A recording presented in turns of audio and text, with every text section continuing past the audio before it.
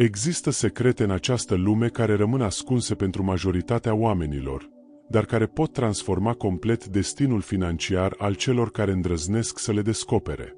În fiecare zi, milioane de oameni se luptă cu lipsa banilor, cu anxietatea financiară, cu sentimentul că prosperitatea le este interzisă, fără să realizeze că au la îndemână una dintre cele mai puternice combinații de înțelepciune spirituală și practică care a existat vreodată. Te-ai întrebat vreodată de ce unii oameni par să atragă bogăția ca un magnet, în timp ce alții rămân prinși în cercul vicis al sărăciei, indiferent de cât de mult muncesc? Astăzi vei descoperi cum vechea înțelepciune a Psalmului 112, combinată cu principiile revoluționare ale lui Napoleon Hill, poate deschide porți care părea că sunt închise pentru totdeauna în fața ta. Aceasta nu este doar o teorie abstractă sau o promisiune goală, este o metodă precisă, testată de mii de oameni care au trecut de la frustrarea financiară la abundența reală. Există ceva profund magnetic în această combinație care transformă nu doar situația ta financiară, ci întreaga ta perspectivă asupra a ceea ce este posibil în viața ta. Mulți au încercat să înțeleagă de ce anumite persoane reușesc să materializeze bogăția aproape fără efort, în timp ce altele rămân blocate în aceleași modele limitative. Răspunsul nu se află în noroc, în conexii sau în circumstanțe favorabile, ci în capacitatea de a alinia mintea, spiritul și acțiunea într-un mod care rezonează cu legile universale ale prosperității. Această aliniere nu este accidentală, ea poate fi învățată, practicată și perfecționată de oricine are curajul să-și depășească limitările mentale și să îmbrățișeze o nouă realitate. Fiecare cuvânt pe care îl vei auzi în următoarele minute a fost ales cu grijă pentru a-ți oferi nu doar informații, ci o transformare reală. Vei înțelege cum forța spirituală a Psalmului 112 se combină perfect cu strategiile practice ale lui Napoleon Hill, creând o sinergie care poate schimba tot ce credeai că știi despre bani, despre succes și despre propriile tale capacități. Această călătorie va fi intensă, va fi revelatoare și, cel mai important, va fi complet transformatoare. Pregătește-te să descoperi secretele care au fost ascunse multă vreme, să înțelegi de ce unii oameni trăiesc în abundență în timp ce alții se luptă cu lipsurile și să primești instrumentele precise care îți vor permite să-ți construiești o realitate financiară complet nouă. Ceea ce urmează nu este pentru cei slabi la inimă, este pentru cei care sunt gata să-și asume responsabilitatea propriei transformări și să pășească în puterea lor autentică. În adâncurile tradițiilor spirituale ale omenirii se află unul dintre cele mai puternice texte legate de prosperitate care a fost scris vreodată, Psalmul 112. Acest text nu este doar o rugăciune sau o meditație, ci o formulă precisă pentru alinierea conștiinței cu forțele universale care guvernează abundența. Fiecare cuvânt din acest psalm conține o vibrație specifică care, când este înțeleasă și aplicată corect, poate declanșa transformări profunde în realitatea ta financiară. Mulți citesc acest psalm fără să înțeleagă că el descrie nu doar o stare spirituală, ci un mod precis de a fi care atrage automat prosperitatea. Când psalmul vorbește despre omul care se teme de Domnul și găsește plăcere în poruncile sale, el descrie o stare de aliniere perfectă între intenție, emoție și acțiune. Această aliniere nu este accidentală. Ea creează un câmp magnetic care atrage oportunitățile, resursele și circumstanțele favorabile. Puterea reală a acestui psalm nu se află în recitarea lui mecanică, ci în înțelegerea profundă a principiilor pe care le exprimă. Fiecare vers descrie un aspect al mentalității prosperității, un mod de a gândi și de a simți care este în perfectă armonie cu legile universale ale abundenței. Această armonie nu poate fi forțată sau simulată. Ea trebuie cultivată cu răbdare, cu înțelegere și cu o angajare totală față de propriile transformări. În momentul în care înceți să înțelegi că acest psalm este de fapt o hartă precisă către prosperitate, întreaga ta perspectivă asupra banilor și asupra succesului se schimbă radical. Nu mai vezi prosperitatea ca pe ceva exterior care trebuie cucerit, ci ca pe o stare naturală care poate fi accesată prin alinierea corectă a gândurilor, emoțiilor și acțiunilor tale. Această schimbare de perspectivă este primul pas către o transformare reală și durabilă. Secretul nu se află în a cere sau în a ruga pentru bani, ci în a deveni tipul de persoană care atrage în mod natural abundența. Psalmul 112 descrie exact acest tip de persoană, cea care este în armonie cu principiile superioare ale existenței și care, prin această armonie, devine un magnet pentru toate formele de prosperitate. Această transformare începe în momentul în care înțelegi că abundența nu este o excepție, ci o regulă naturală a Universului. Fiecare cuvânt din acest psalm rezonează cu o frecvență specifică care, când este înțeleasă și integrată în conștiință, poate produce schimbări remarcabile în circumstanțele externe. Această rezonanță nu este metaforică. Ea este o realitate vibratorie care poate fi măsurată și simțită de oricine învață să-și alinieze starea internă cu mesajul profund al textului. Napoleon Hill a dedicat mai mult de 20 de ani din viața sa pentru a descifra secretele celor mai prosperi oameni din lume, iar descoperirile sale au revoluționat complet înțelegerea asupra modului în care funcționează succesul. Prin studiul minutios al celor mai mari milionari ai epocii sale, el a identificat principii universale care nu depind de circumstanțe, de noroc sau de avantaje externe, ci de capacitatea de a gândi și de a acționa într-un mod specific și strategic. Ceea ce l-a diferențiat pe Napoleon Hill de alți cercetători ai succesului a fost înțelegerea sa profundă că prosperitatea nu este rezultatul unor acțiuni externe, ci al unei transformări interioare fundamentale. El a realizat că toți oamenii de succes pe care i-a studiat aveau ceva în comun, o anumită calitate a gândirii care îi făcea să vadă oportunități acolo unde alții vedeau obstacole, să persiste acolo unde alții se predau și să creeze valoare acolo unde alții vedeau doar probleme. Principiile identificate de Napoleon Hill nu sunt simple tehnici sau strategii, ci legi fundamentale ale conștiinței care, când sunt înțelese și aplicate corect, pot transforma complet realitatea unei persoane.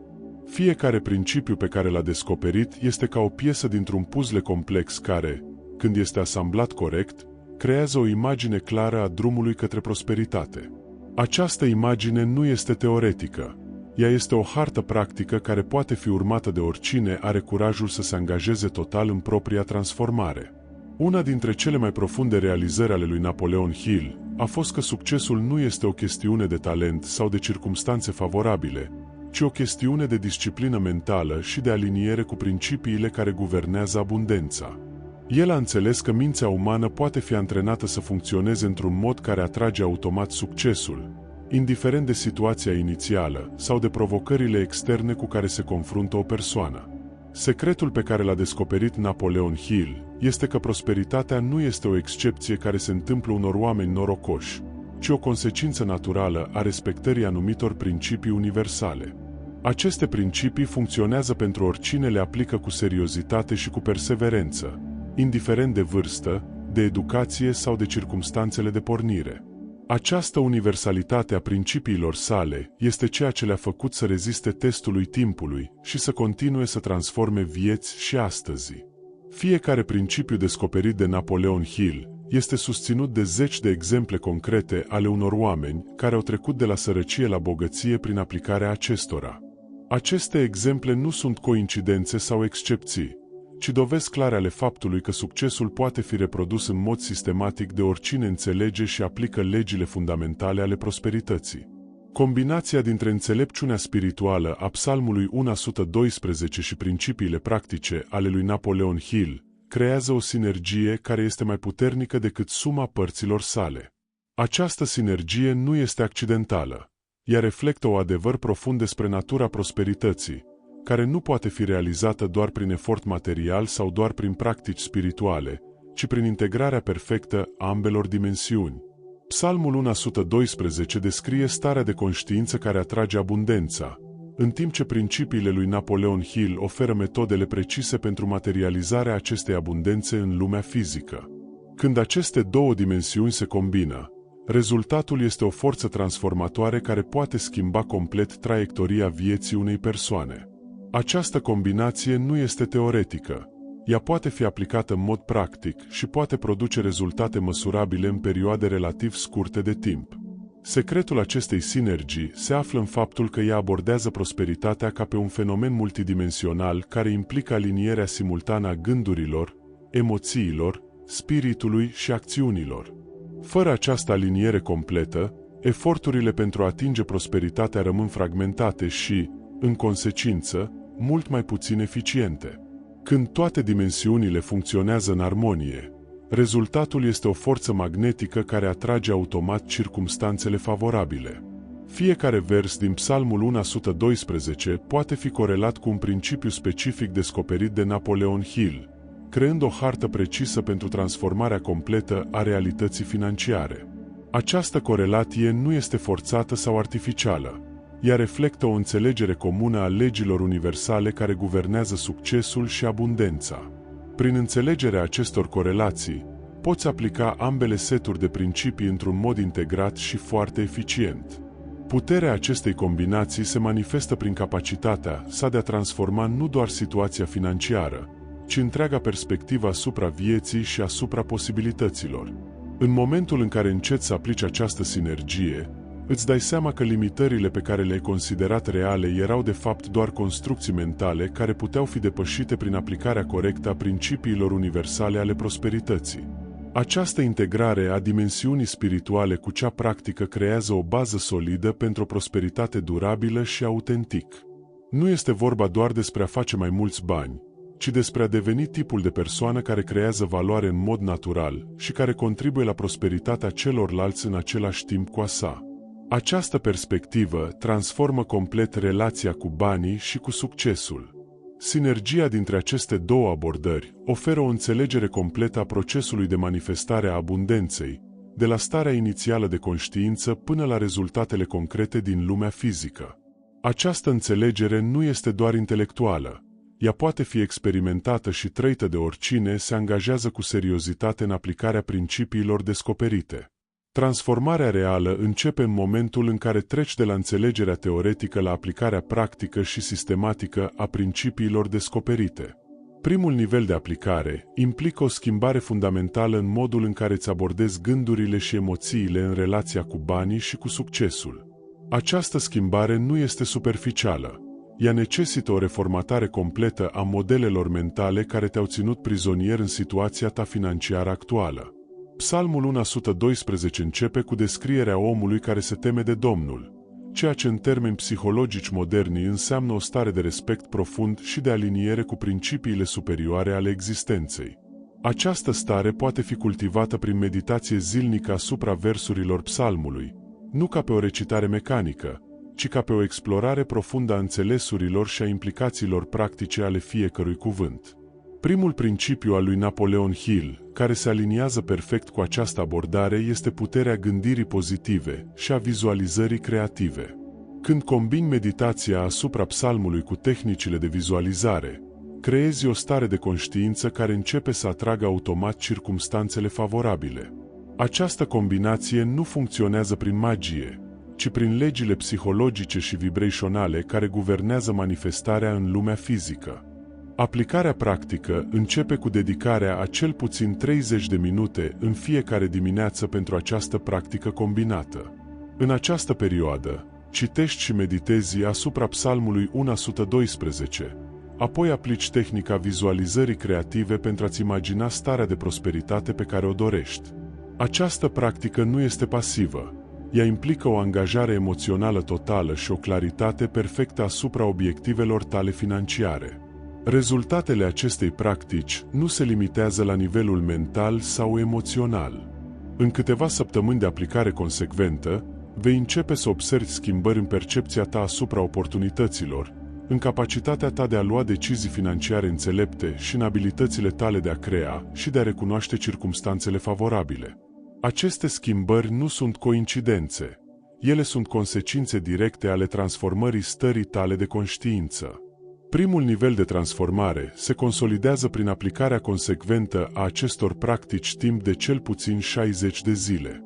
În această perioadă, vechile modele mentale se dizolvă gradual, iar noile modele de gândire și de simțire se întăresc și devin automatice. Această perioadă de consolidare este crucială pentru succesul pe termen lung al întregului proces de transformare. După ce primul nivel de transformare a fost integrat, poți avansa către aplicarea mai complexă a principiilor, care implică manifestarea concretă a rezultatelor financiare în lumea fizică. Această etapă necesită o înțelegere mai profundă a modului în care energia mentală și spirituală se convertește în realitate materială prin acțiuni specifice și strategice. Psalmul 112 descrie proprietățile omului prosper. Casa lui va fi plină de bogății și avere, neamul lui va fi puternic pe pământ, iar el va fi binecuvântat pentru generații. Aceste descrieri nu sunt metafore, ci rezultate concrete care se manifestă în viața celor care aplică principiile corecte. Pentru a materializa aceste rezultate, trebuie să înțelegi cum să traduci starea spirituală în acțiuni practice și eficiente. Napoleon Hill a identificat că unul dintre cele mai importante principii ale succesului este capacitatea de a transforma ideile în planuri concrete de acțiune. Această transformare nu se întâmplă automat. Ea necesită o disciplină mentală riguroasă și o metodologie precisă. Când combini această metodologie cu înțelepciunea spirituală a psalmului, rezultatul este o capacitate extraordinară de a manifesta abundența în toate aspectele vieții. Aplicarea la nivelul intermediar implică dezvoltarea a ceea ce Napoleon Hill numea conștiința de grup, capacitatea de a atrage și de a lucra cu persoane care împărtășesc viziunea ta asupra prosperității. Psalmul vorbește despre faptul că omul prosper va fi înconjurat de oameni care îl respectă și îl susțin. Această susținere nu vine accidental. Ea este atragă prin vibrația pe care o emani când ești aliniat perfect cu principiile abundenței. Această etapă implică, de asemenea, dezvoltarea capacității de a recunoaște și de a acționa rapid asupra oportunităților care se prezintă. Psalmul descrie omul prosper ca fiind generos și dispus să împrumute, ceea ce în termeni moderni înseamnă capacitatea de a investi și de a risca în mod calculat pentru a obține rezultate superioare. Această capacitate nu este născută. Ea poate fi dezvoltată prin aplicarea principiilor lui Napoleon Hill. Rezultatele acestui nivel intermediar se manifestă prin apariția unor oportunități neașteptate, prin îmbunătățirea relațiilor cu persoane influente și prin dezvoltarea unor capacități și competențe care îți permit să creezi valoare la un nivel superior. Aceste rezultate nu sunt coincidențe. Ele sunt consecințe directe ale aplicării corecte a principiilor combinate. Consolidarea acestui nivel necesită o practică zilnică care implică nu doar meditația și vizualizarea, ci și acțiuni concrete orientate către obiectivele tale financiare. Această combinație între practica spirituală și acțiunea strategică este esența sinergiei dintre Psalmul 112 și principiile lui Napoleon Hill. Nivelul avansat de aplicare a acestor principii implică dezvoltarea capacității de a crea și de a menține o stare permanentă de aliniere cu forțele universale ale abundenței. Această stare nu este temporară sau dependentă de circumstanțe externe. Ea devine o caracteristică fundamentală a personalității tale, o modalitate naturală de a exista în lume care atrage automat prosperitatea în toate formele sale. Psalmul 112 vorbește despre omul care nu se va clătina niciodată și care va fi în veșnică pomenire. Aceste afirmații descriu o stare de stabilitate și de continuitate care transcende fluctuațiile temporare ale circumstanțelor externe. Această stabilitate nu este pasivă. Ea este o forță activă care influențează pozitiv tot ceea ce intră în contactul cu ea. Napoleon Hill a identificat această stare ca fiind rezultatul unei discipline mentale superioare care implică controlul complet asupra gândurilor, emoțiilor și acțiunilor. Această disciplină nu este represivă, ci creativă. Ea permite expresia completă a potențialului autentic al persoanei într-un mod care servește atât interesele individuale, cât și pe cele ale comunității din care face parte. La acest nivel avansat, aplicarea principiilor devine o artă care implică intuiția, creativitatea și o înțelegere profundă a legilor universale care guvernează manifestarea. Nu mai este nevoie de un efort conștient pentru a atrage prosperitatea. Ea vine în mod natural ca o consecință a modului în care alegi să gândești, să simți și să acționezi în fiecare moment al vieții tale. Această stare de măestrie se manifestă prin capacitatea de a crea valoare în mod constant și de a influența pozitiv vieții celorlalți prin propria ta existență. Psalmul descrie această influență ca pe o lumină care strălucește în întuneric și care ghidează pe cei care caută adevărul și prosperitatea. Această influență nu este cautată sau forțată, Ea este o emanație naturală a unei conștiințe care s-a aliniat perfect cu principiile superioare ale existenței. Menținerea acestui nivel necesită o practică zilnică care implică nu doar aplicarea tehnicilor învățate, ci și o disponibilitate constantă de a evolua și de a te adapta la noile înțelegeri și oportunități care se prezintă. Această flexibilitate în cadrul stabilității este marca distinctivă a unei conștiințe care a ajuns la maturitate spirituală și practică. Rezultatele acestui nivel se manifestă prin crearea unei moșteniri durabile care transcende succesul personal și contribuie la prosperitatea generațiilor viitoare. Psalmul vorbește despre faptul că urmașii omului prosper vor fi binecuvântați și că influența sa se va perpetua în timp. Această perspectivă transformă complet motivația pentru prosperitate, de la una egoistă la una care servește un scop superior. Culminația acestui proces de transformare se manifestă prin integrarea completă a principiilor în structura fundamentală a personalității tale, astfel încât prosperitatea nu mai este ceva pe care îl faci, ci ceva ce ești în mod natural. Această integrare marchează trecerea de la aplicarea conștientă a tehnicilor la o modalitate spontană și autentic de a exista în lume care atrage automat abundența în toate formele sale. Psalmul 112 se încheie cu afirmația că dreptul cel rău va vedea și se va mânia, își va scrâșni dinții și se va tot, și pofta celor răi va pieri. Această descriere nu este o amenințare, ci o lege naturală care descrie ceea ce se întâmplă când forțele destructive ale invidiei și ale negativității se confruntă cu forța constructivă a unei conștiințe aliniate cu principiile superioare ale existenței.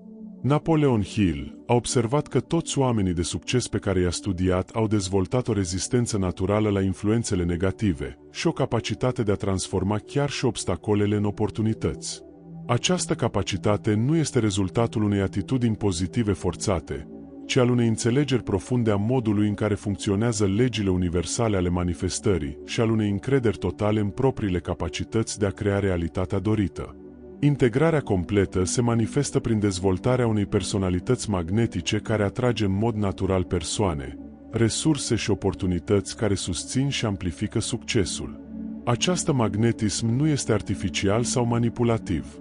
El este expresia naturală a unei conștiințe care s-a aliniat perfect cu forțele creative ale Universului și care contribuie în mod constant la bunăstarea celorlalți.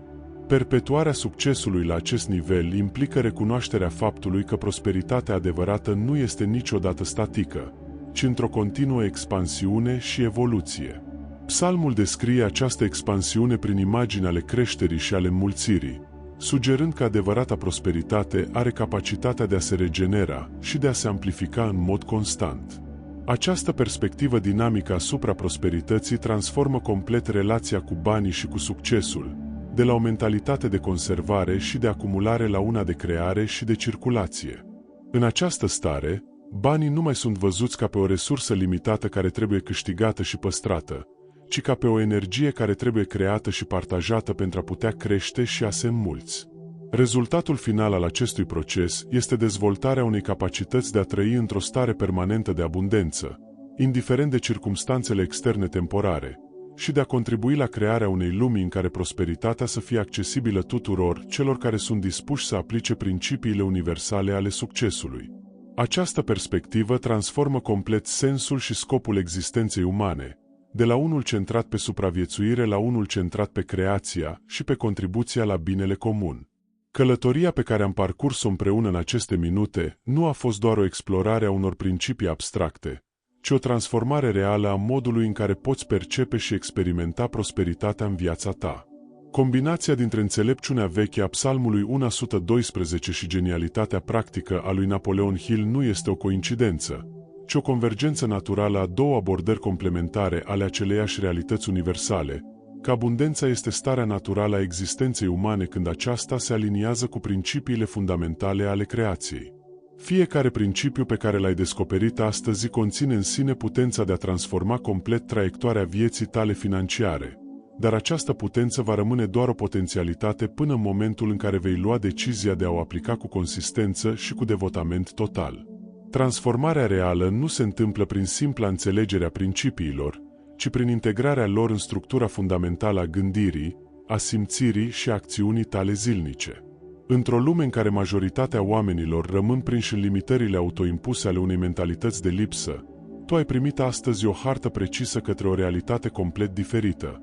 O realitate în care prosperitatea nu este o excepție care se întâmplă unor oameni norocoși, ci o consecință naturală a respectării legilor universale care guvernează abundența. Această hartă nu este teoretică, ci profund practică, iar fiecare pas pe care îl descrie a fost testat și validat de mii de oameni care au trecut de la frustrarea financiară la realizarea completă a potențialului lor prosper. Puterea reală a acestor principii nu se află în complexitatea lor, ci în simplitatea lor profundă. Ele nu necesită resurse speciale, conexiuni privilegiate sau circumstanțe favorabile pentru a funcționa. Singura cerință este angajarea ta totală în propria transformare și disponibilitatea de a persista în aplicarea lor chiar și când rezultatele imediate nu sunt încă vizibile. Această persistență nu este un act de voință oarbă, ci expresia unei încrederi profunde în legile universale care guvernează manifestarea și în propriile tale capacități de a le aplica cu succes. Secretul pe care l-ai descoperit astăzi va continua să-și dezvăluie profunzimile pe măsură ce îl vei aplica în viața ta concretă, pentru că adevărata înțelegere nu vine prin studiul teoretic, ci prin experiența practică și prin rezultatele reale pe care le vei obține.